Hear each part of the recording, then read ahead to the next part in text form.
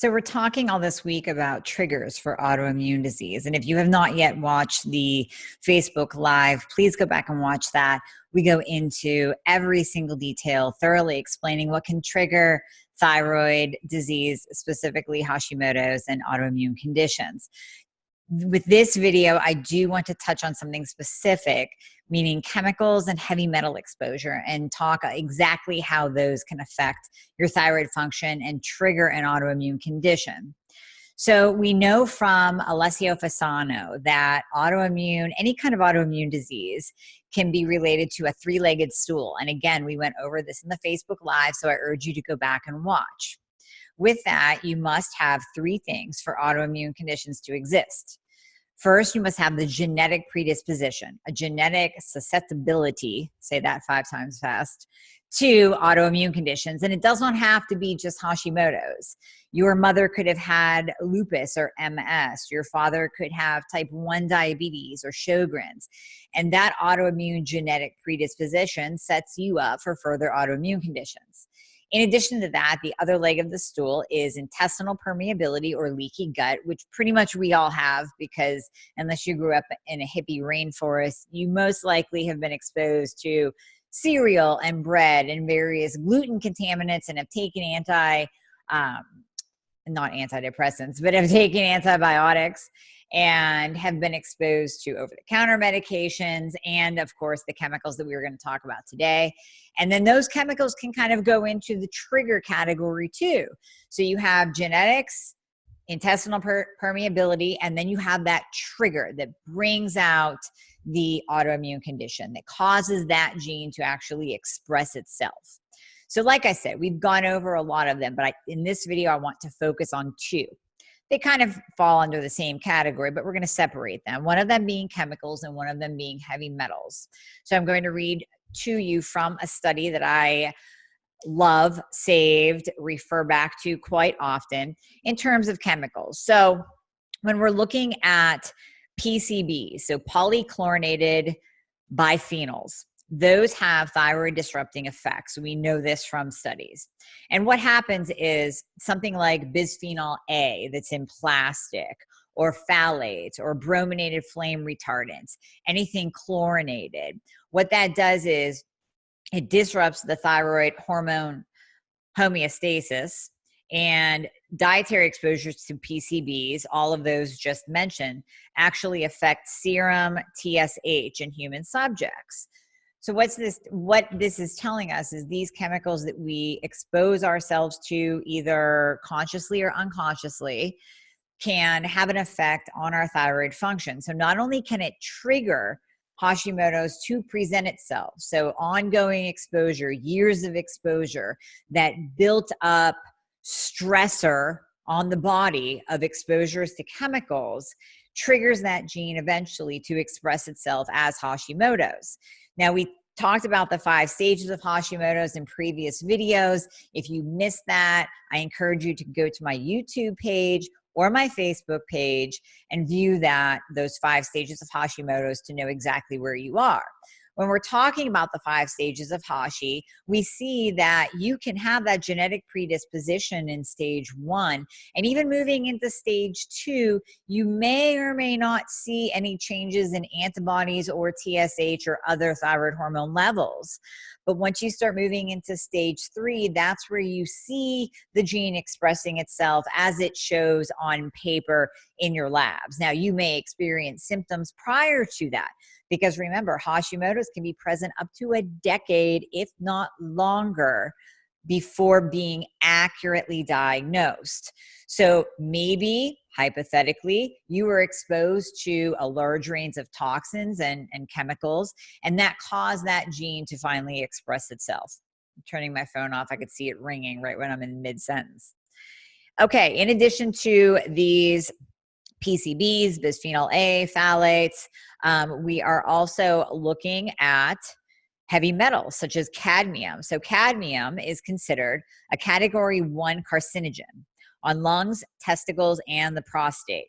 So cadmium accumulates in the liver, the pancreas, the kidneys, but also in the thyroid. Cadmium in blood correlates with concentrations in the thyroid. Cadmium blood and urine levels are more elevated in women in fertile age than in men.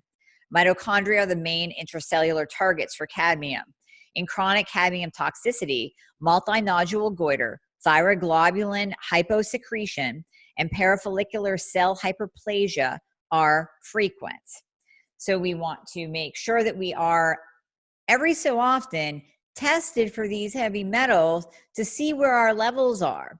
Because what if you're doing everything right? You're getting all the labs done. You feel like you're on the right medication. You're converting properly, T4 to T3, and yet you're still experiencing symptoms. Could it be that exposure to chemicals and heavy metals are getting in the way? Manganese is toxic at high levels.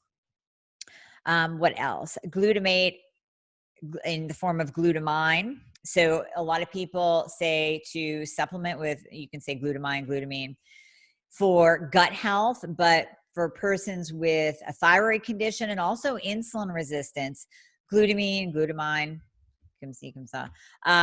can interfere with thyroid production, thyroid hormone production. So you might want to lay off of that. And if you do have leaky gut, there are other things we can do to heal that. Environmental or occupational exposure to high levels of manganese causes neuropathy similar to idiopathic Parkinson's disease.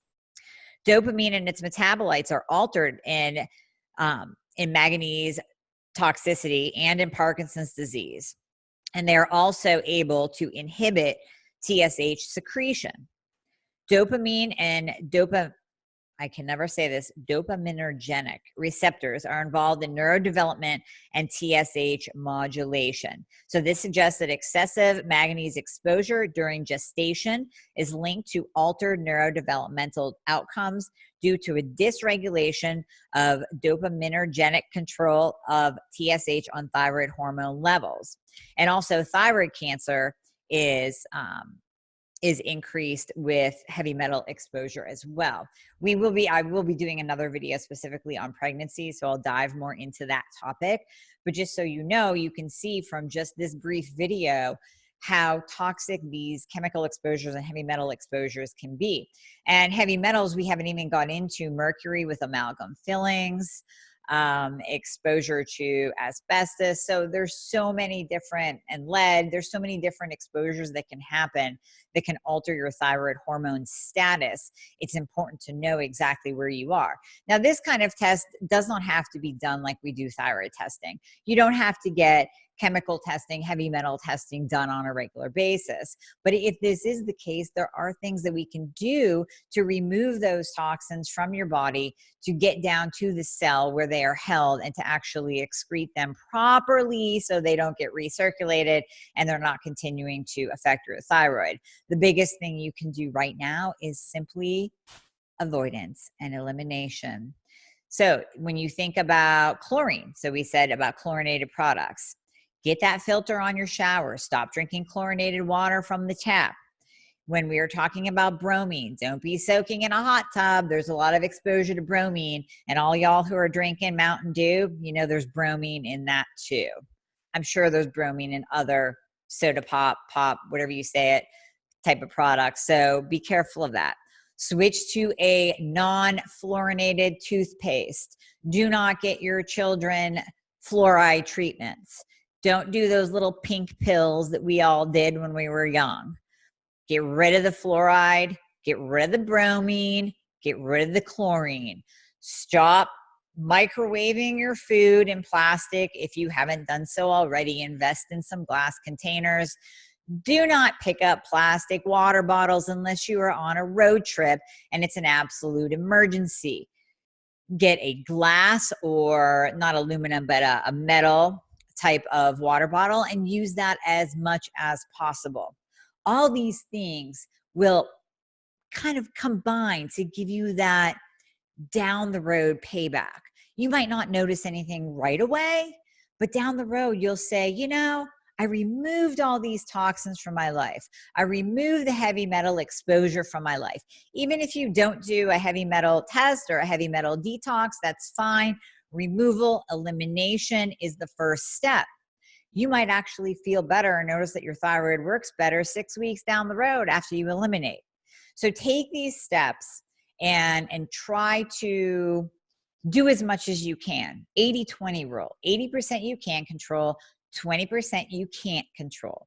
You cannot control being on a road trip and needing to grab a plastic water bottle. You cannot control where all of your food is coming from.